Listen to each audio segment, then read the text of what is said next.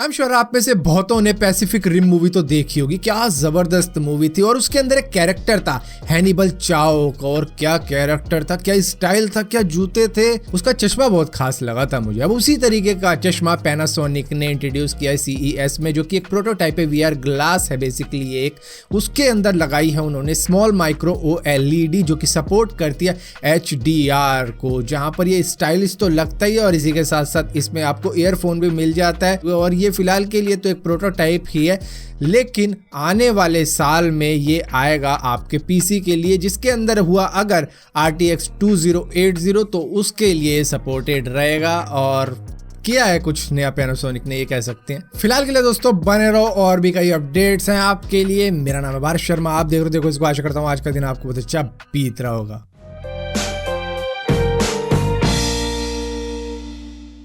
एक वक्त हुआ करता था जब हम एक एक रुपए के सिक्के खरीद के कंसोल पे गेम खेला करते थे, जहां पर 3-4 लगे होते थे, जहां पर टेकन 3 चल रही है, मुस्तफा चल रही है, ultra balloon, medal slug, snow brother.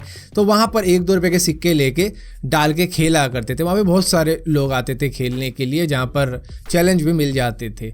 अब यहाँ पर एक गेम हुआ करती थी जो शायद इंडिया में इतनी नहीं चलती थी, जो थी NBA Jam करके, जो कि 1993 के वक्त में आई थी।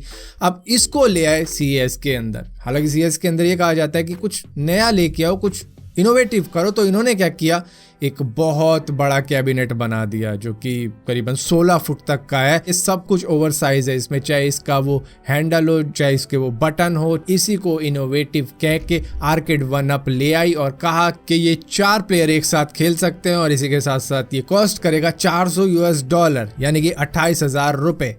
कौन लेगा इतने बड़े कोर, वो भी इतनी पुरानी गेम के लिए, जो कि अब आपके मोबाइल में भी चल सकती है। अगर कुछ सालों से देखा जाए तो LG ने मोबाइल इंडस्ट्री के अंदर अपनी सेल्स में काफ़ी ज़्यादा गिरावट देखी है। 2019 में ही उन्होंने करीबन अपनी सेल्स में 40% की गिरावट देखी है, क्योंकि नई नई मोबाइल की कंपनी और इसी के साथ साथ जो भी पुरानी टिकी हुई हैं उन्होंने अपने बेस को काफ़ी ज़्यादा अच्छा कर लिया है। लेकिन LG का कहना है कि वो आने वाले कुछ सालों में अपने इस गिरावट को इम्प्रूव करेगा और जितना भी लॉस आया उस सब को प्रॉफिट में बदल देगा। इसी के साथ साथ CES 2020 के अंदर LG भी वहाँ पहुँचा, जिन्होंने अपनी कई नई इनोवेशन दिखाई, जिसमें से एक था LG स्मार्ट डोर, जो कि काफी ज्यादा इंप्रेसिव लगेगा आपको खुद देखने में।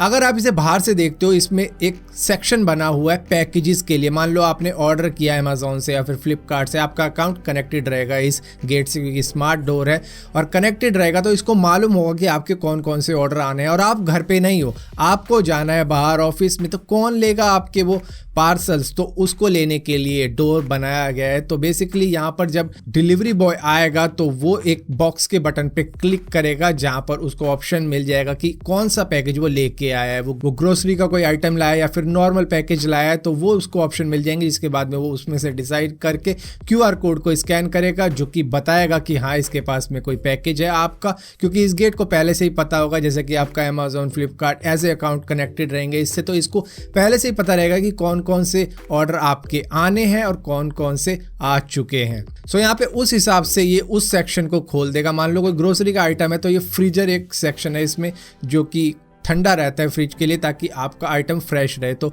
वो भी है इसमें। और नीचे नॉर्मल जो भी डिलीवरी होती है उसके लिए भी सेक्शन है, तो उस हिसाब से ये ऑटोमेटिकली खोल देगा, जिसके बाद में वो गेट बंद हो जाएगा, दोबारा नहीं खुलेगा उस QR कोड से। इसी के साथ साथ में ये जो गेट है ये सिर्फ आपके फेस से खुलेगा और इसी के साथ साथ आपके हैंड से खुलेगा। जिस तरीके से फिंगरप्रिंट होते हैं उसी तरीके से आपके पूरे हाथ की ये रेखाएं देखेगा और उसके बाद में डिसाइड करेगा ये मेरा ही ओनर है, और उसके बाद में ये गेट खोल देगा। जिसके बाद में जब आप गेट बंद करोगे तो आपको पीछे दिखता है इसमें एक मिरर, जो कि आप कह सकते हो कि काफ़ी इंप्रेसिव है, क्योंकि उसमें आप अपने आप को भी देख सकते हो और इसी के साथ साथ बाहर वाले को भी देख सकते हो, गेट के बाहर कौन खड़ा है। मान लो कोई आया है आपके गेट के बाहर में और आपको गेट नहीं खोलना है, तो इसमें एक इंटरकॉम भी है, जिससे आप उससे डायरेक्टली बात कर सकते हो उसका फेस देखते हुए, जो कि आपकी स्क्रीन पर आएगा। हालांकि ये मिरर टाइप का गेट लगेगा आपको अंदर से, जिसमें आपको ये सब चीज़ें दिख रही होंगी। सो ये तो था LG का फ्यूचरिस्टिक स्मार्ट डोर, और इसके बाद में उन्होंने दिखाया LG का ThinkQ Fit, जो कि एक स्मार्ट मिरर है, जो कि एक AI बेस्ड ड्रेसिंग मिरर है, जो कि बताएगा कि आपका साइज के हिसाब से आपको कौन सी ड्रेस फिट आएगी। मतलब कि ये मॉल वगैरह में आपको शायद देखने को मिलेंगे आने वाले सालों में। बेसिकली करेगा क्या कि आपको एक जगह खड़े होना है, जिसके बाद में ये आपको स्कैन करेगा, आपकी बॉडी का मेजरमेंट लेगा और उसके बाद में आपको कपड़े के ऑप्शन दे देगा, जहाँ पर आप ड्रैग करके देख सकते हो कि कौन सा कपड़ा आपको फिट आ रहा है। और इस तरीके से आपको कपड़े चेंज नहीं करने पड़ेंगे, सिर्फ आप उनको स्क्रीन पर ही देख सकते हो कि वो आपके ऊपर कैसे लग रहे हैं, और आप अपनी मैचिंग बना के जब आप लोगे तो उसको आप फिर ट्राई आउट कर सकते हो कि ये कैसे होंगे। इसी के साथ साथ ये मिरर आपको ये भी बता देगा कि ये कपड़ा आपको कहाँ से टाइट होएगा और कहाँ से ढीला पड़ेगा, और इसी के साथ साथ उनके प्राइसेस। एलेक्सा गूगल के स्मार्ट स्पीकर तो आप सभी ने देखे होंगे, उनको हमें कमांड देनी पड़ती है कि तुम ये करवाओ दूसरे स्मार्ट डिवाइसेस से, चाहे स्मार्ट वैक्यूम क्लीनर हो गया, स्मार्ट टीवी हो गया, स्मार्ट बल्ब हो गया, स्मार्ट एसी हो गया, फलाना ढिमकाना, जो भी स्मार्ट है आपके फ्यूचरिस्टिक होम के अंदर। लेकिन सैमसंग ने इंट्रोड्यूस किया बाली, जिसको आप कह सकते हो ये रहेगा कमांड सेंटर आपके फ्यूचरिस्टिक होम का। मतलब अगर आप घर से बाहर हो तो ये देखेगा कि क्या चीज़ें करनी है घर के अंदर। तो यहाँ पर आपका मान लो कोई बच्चा है या फिर पेट है, उस पर निगरानी रखनी है, तो आप इसको सेट करके जाओ, उस हिसाब से ये उसी के साथ साथ घूमता रहेगा, जो कि इसमें दिखाया गया था, जहाँ पर ये एक पेट पर निगरानी रखता है और उसकी देख रेख करता है। जहाँ पर वो जब कूड़ा फैला देता है तो उसको ये वैक्यूम क्लीनर को बोलता है कि भैया ये साफ कर, जो कि स्मार्ट वैक्यूम क्लीनर होता है। स्मार्ट टीवी के साथ ये कुछ करता है, और इसी के साथ साथ कैमरे से अपने मालिक को दिखाता भी रहता है कि आपका पेट यहाँ पे ये चीज़ें कर रहा है। लेकिन सोचने वाली बात ये थी कि एक डॉग है और एक बॉल टाइप का रोबोट है, वो इधर उधर दौड़ रहा है और ये कुत्ता उसको पकड़ के कुछ कर भी नहीं रहा। मैं बताऊँ, मेरा कुत्ता होता तो फाड़ के इसे फेंक देता। अब सैमसंग कैसे कह सकता है कि ये किसी के पेट की देखभाल कर सकता है, क्योंकि अगर कोई बड़ा कुत्ता हुआ जर्मन शेफर्ड टाइप का तो मेरे ख्याल से इसके टुकड़े भी नहीं मिलने वाले, इस तरीके से तोड़ेगा वो। सोनी के अभी तक आपने बहुत से प्रोडक्ट देखे होंगे, चाहे उनका प्ले स्टेशन देखा हो, कैमरा देखा हो, या फिर मोबाइल देखा हो, या म्यूजिक सिस्टम देखा हो, और इसी तरीके से बहुत सी चीज़ें देखी होंगी। लेकिन